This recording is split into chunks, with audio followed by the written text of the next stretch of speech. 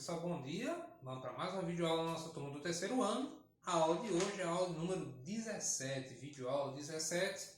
E hoje, especificamente, nós não vamos trabalhar conteúdo, porque nós vamos entrar agora numa sequência de videoaulas para tirar as dúvidas de vocês em relação às aulas anteriores. Dúvidas essas que foram postadas na plataforma, tá bom? Desde já, eu gostaria de agradecer a participação de todo mundo. Tiveram muitas perguntas, muitas solicitações, isso é muito bom.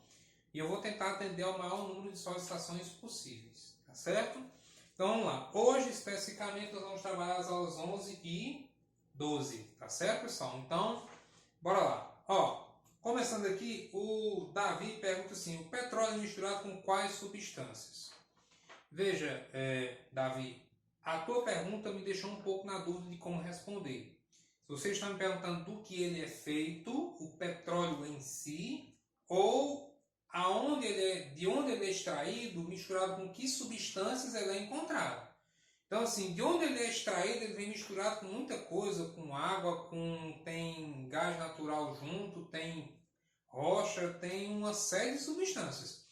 E a composição do petróleo, o que eu posso extrair do petróleo, varia um pouco do tipo de petróleo.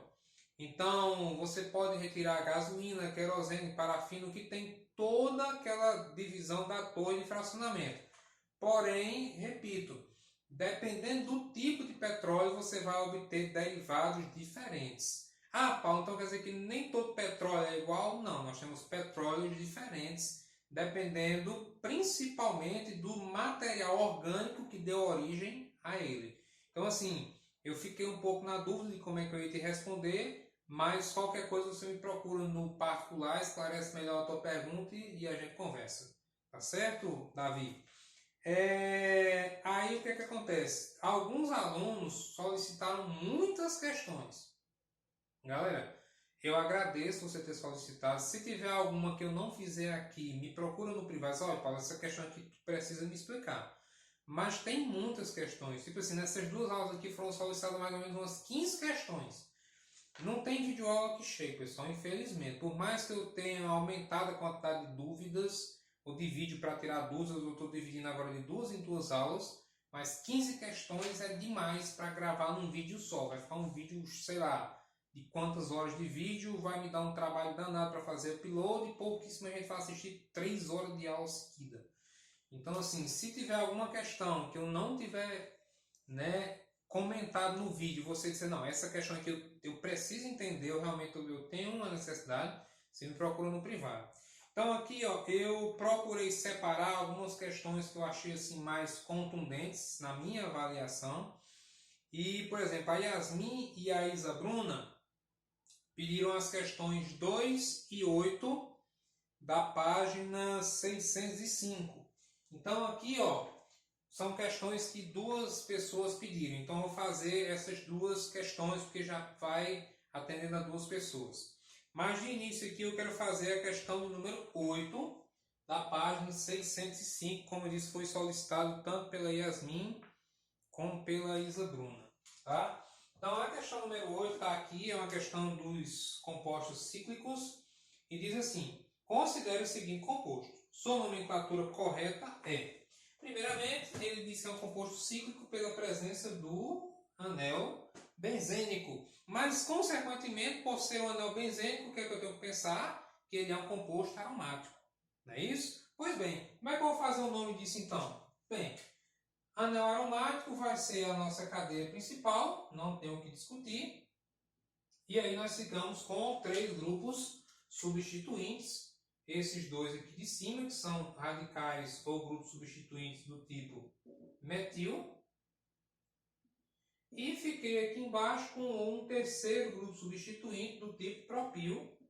Neste caso, especificamente, nós estamos diante de que tipo de propil? Um sec-propil ou N-propil? A conexão é onde? É na extremidade. Então, isso aqui se trata de um N-propil.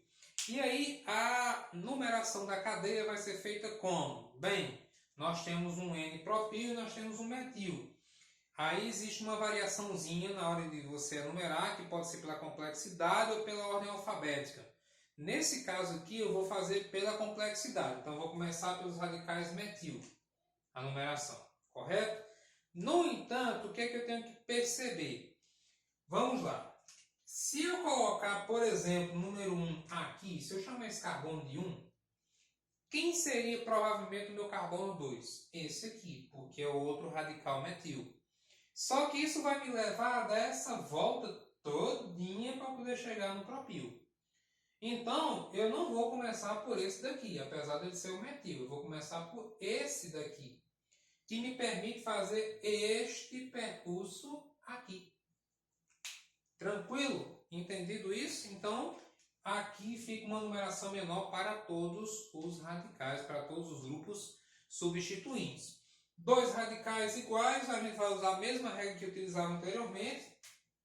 Eu vou colocar a numeração condensada 1,2, seguido do que, como são dois radicais, eu boto o di e depois o nome do próprio radical, metil. Quem é o nosso próximo radical? É o N-propil, que está no 3. Então vai ficar 3, o nome do radical, N-propil, N-propil.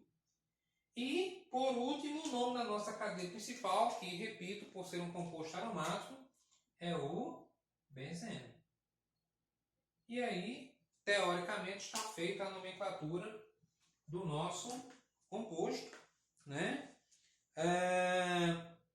No caso aqui, temos uma situação bastante interessante nas alternativas. Olha, eu não estou encontrando essa resposta aqui. Porque aqui tem 1,2-dimetil-3-propilbenzeno, tem 1-propil-2,3-dimetilbenzeno, O-dimetil-N-propilbenzeno e N-dimetil-O-propilbenzeno. São as alternativas, né? Aqui, pessoal, tem uma situação muito interessante para ser discutida. Primeiro, na minha opinião, a questão inteira não tem alternativa. Por quê? Paulo, você está questionando a questão do livro? Estou. Porque ele não especificou qual o tipo radical. Começa por aí, isso já me gera uma inconsistência. Segunda coisa, na minha opinião, existe uma ambiguidade entre a letra B e a letra C. Por quê? Porque, como eu disse, eu posso fazer as duas regras. Eu posso começar pelo radical menor ou pela ordem alfabética. Certo? Então, quando eu digo 1-propil, 2,3-dimetil ou vice-versa, fica complicado. Mas, neste caso aqui, o que é que acontece? Usando a complexidade ou a ordem alfabética, eu sempre vou começar pelo metil. Certo? Eu sempre vou começar pelo metil, que é M e P. Então, 1,2-dimetil, 3-propil. Letra B poderia ser a resposta? Sim, poderia. E eu marcaria essa resposta. Paulo, e por que a letra D está errada? Por que o O-dimetil N-propilbenzeno não está correto? O O, pessoal, eu fico calado. 1, 2. Mas usar um N aqui, eu acho um tanto quanto estranho. Então, eu peço que posteriormente, eu não vou fazer isso agora, posteriormente você olhe o gabarito dessa questão no livro, e qualquer coisa você me questiona. Tudo bem? Agora repito que a regra da nomenclatura dos aromáticos é basicamente essa. Você coloca os radicais, depois o nome benzeno. Mas, minha humilde opinião é que essa questão, as alternativas estão muito confusas. Eu marcaria a letra B. Tá certo? Vamos para a próxima questão. A próxima questão foi uma outra questão que foi solicitada por Isa Bruna, que é a questão de número 9. Isa Bruna também tinha solicitado a questão número 8. Na questão número 9, que Isa Bruna solicita também é da página 605, né, nós temos a seguinte situação. Vou pegar aqui de novo o tijolinho, né? E diz o seguinte: a gasolina é um combustível constituído basicamente por hidrocarbonetos e em menor quantidade por produtos hidrogenados de enxofre, nitrogênio e compostos metálicos.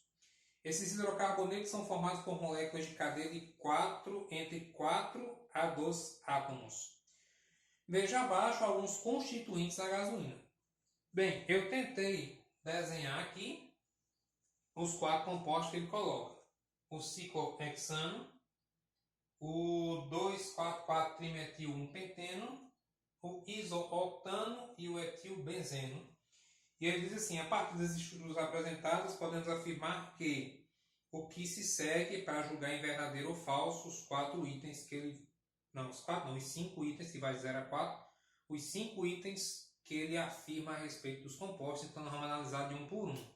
Parêntese, é por conta de questões assim, pessoal, que não dá para resolver todas as questões, porque aqui eu não tenho uma única questão. Eu tenho 5 questões em uma só. Certo? Então eu espero que vocês me entendam. A primeira afirmativa diz: segundo a IUPAC, o nome do isooctano é 2,4,4-trimetilpentano. Olha, o isooctano é esse cidadão aqui. Ele coloca uma nomenclatura da IUPAC. Bem, primeira coisa, o que é que eu observo aqui? Esse cara é um quê? É um alcano. Por quê? Todas as ligações são simples. Segundo passo, ele é um alcano ramificado. Portanto, eu tenho que encontrar a cadeia principal, que seria a maior sequência de carbonos. No nosso caso, a maior sequência disponível é essa daqui, uns 5 carbonos. Tirar da cadeia principal, nós ficamos com quantos substituintes? Com 3. 1, 2, 3. O próximo passo é a numeração, que neste caso eu vou seguir por quê? Buscando a menor numeração. E aí que está o problema da afirmativa. Por quê? Porque nesse caso, se eu observar que eu tenho 2 substituintes na parte de cima e só um substituinte na parte de baixo. O que me leva a pensar que a minha numeração não vai começar por baixo, ela vai começar por cima. Sendo assim, aqui fica o número 1, 2, 3, 4. E na hora que eu for fazer o nome desse composto, isso vai causar um impacto. Que impacto? Porque aqui ó, tem 2 radicais no carbono 2, portanto vai ficar o quê? 2,2,4. Paulo, por que tu está juntando tanto número? Porque os 3 radicais são iguais. São 3 radicais do tipo metil. Vou botar essa numeração aqui em cima, porque eu estou vendo a hora que vocês não conseguem enxergar no vídeo. Então, ó, 2, 2, 4. E quando eu olho para o nome que a alternativa coloca, ela coloca 2, 4, 4. Então, a primeira afirmativa já está errada, porque a numeração não está batendo com a regra da IUPAC. Beleza? Afirmativa 0, falsa. A afirmativa 1 diz: o etilbenzeno é um composto aromático? Não tem nem o que pensar. Se o nome é etilbenzeno, é porque ele é aromático. Afirmativa número 1, verdadeira. Afirmativa 2. O ciclohexano é um composto cíclico? Bem, até aí beleza. Ciclohexano é um composto cíclico. Portanto, também pode ser chamado de aromático? Não.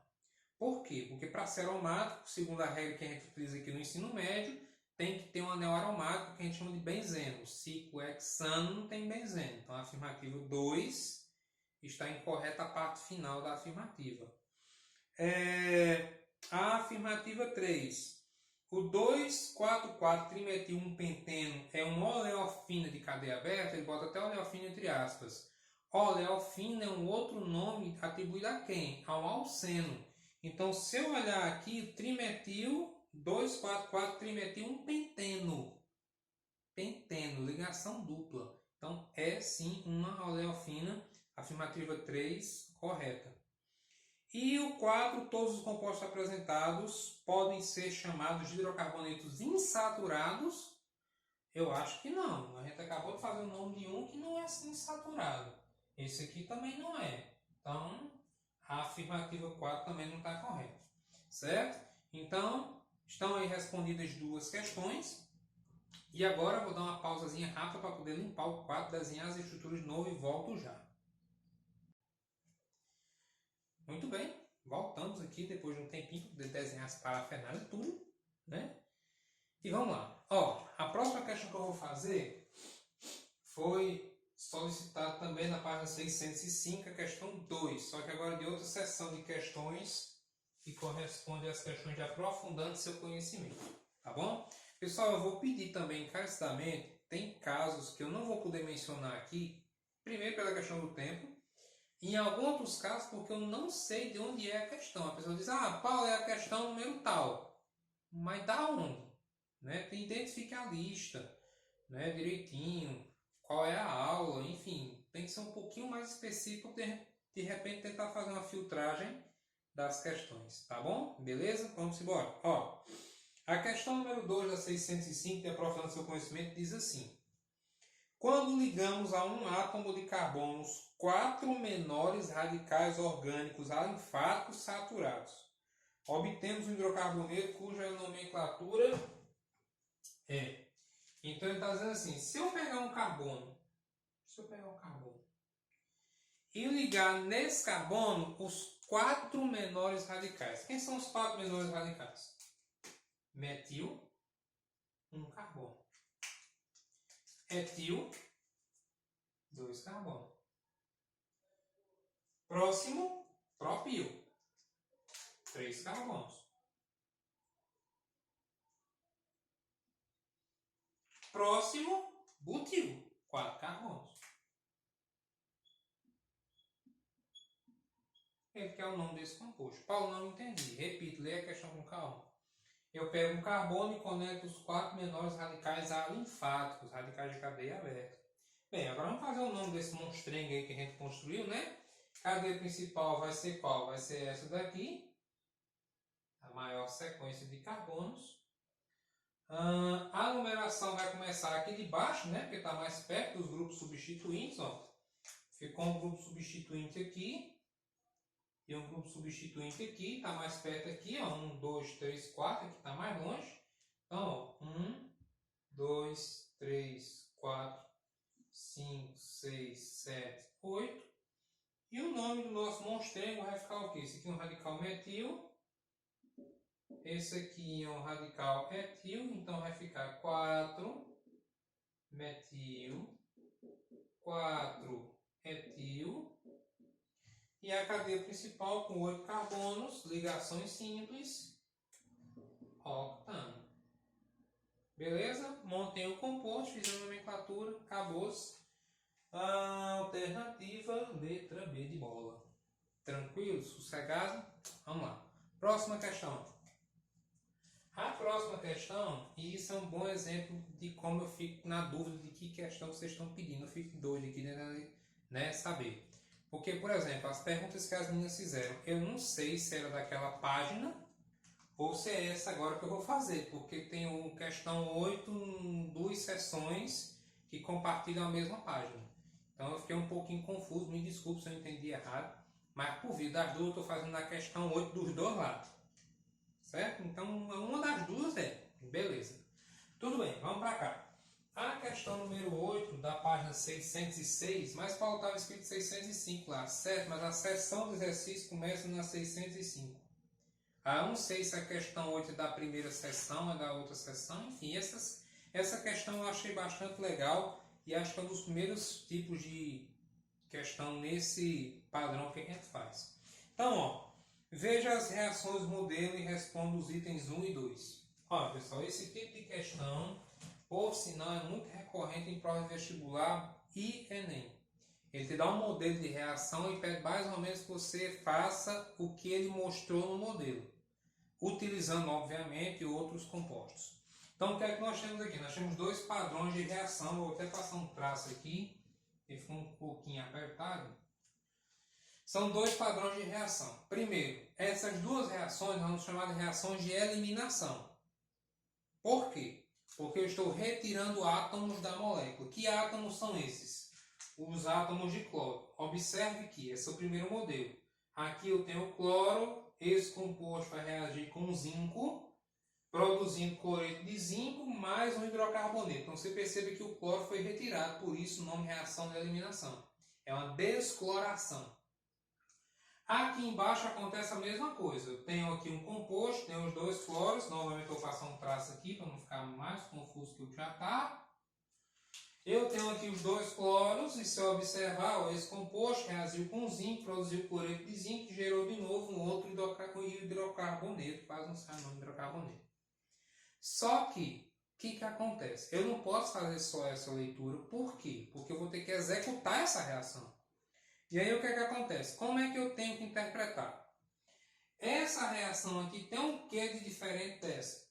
Duas coisas. A primeira delas é a posição dos cloros.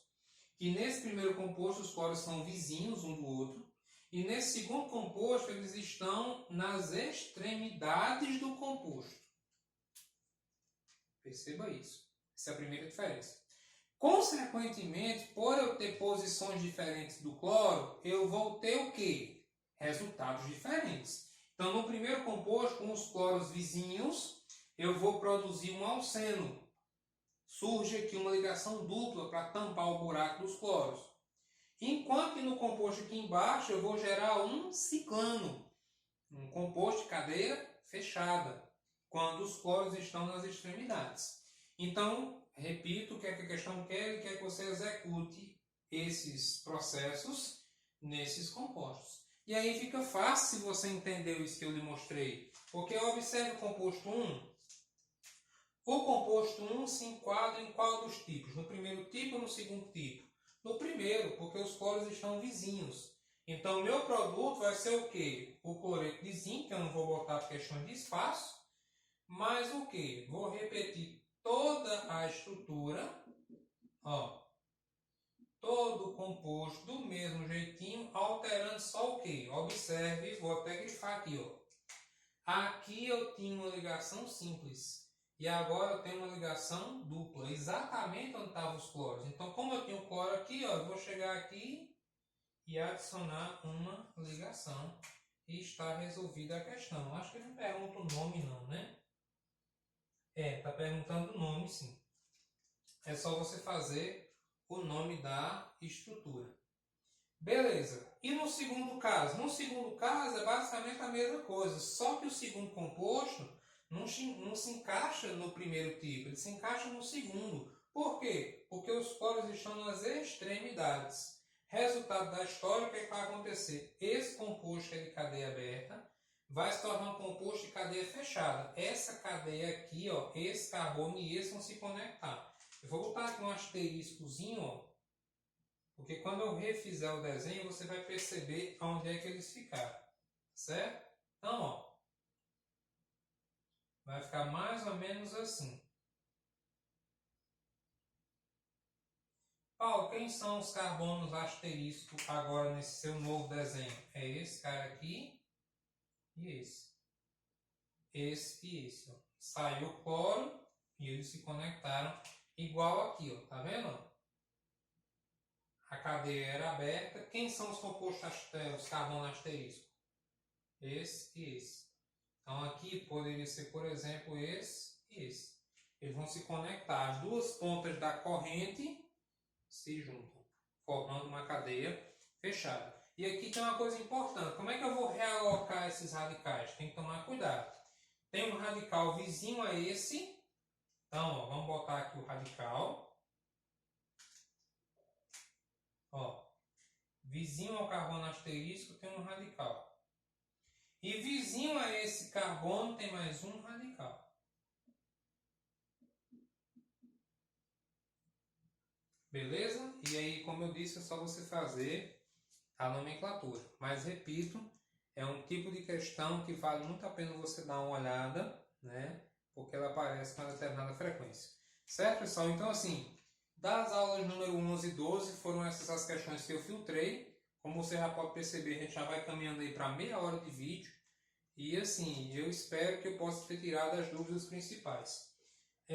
Antes de encerrar aqui o vídeo, respondendo aqui a Maria Eduarda e a Isabela. Eu não esqueci, não é que eu não tenha visto comentário de vocês, não. No caso, Maria Eduarda e Isabela fazem solicitações da lista de petróleo, né? Então, a lista de petróleo teria, sim, como sugestão de Isabela, fazer um vídeo único e exclusivamente com aquela lista, porque é uma lista muito extensa. São 17 questões.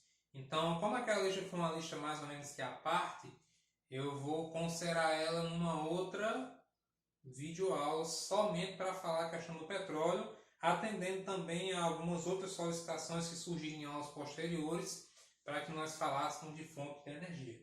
Então, não esqueci, eu vi o comentário de vocês, a solicitação de vocês, mas por sugestão eu acatei. Eu vou deixar as questões de petróleo para uma videoaula à parte. Tá certo, pessoal? Então, muito obrigado pela atenção e até a próxima videoaula.